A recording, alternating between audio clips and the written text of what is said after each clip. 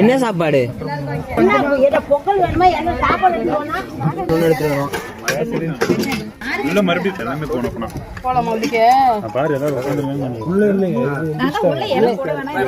அப்படிதான் சொன்னேன். உள்ள விட்டுட்டாங்க.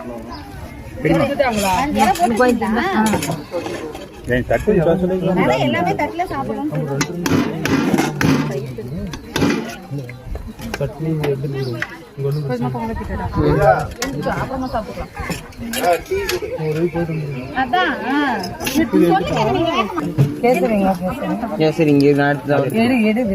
ஒரு செட்டுக்கு எடுத்துட்டு போக சொன்னீங்க.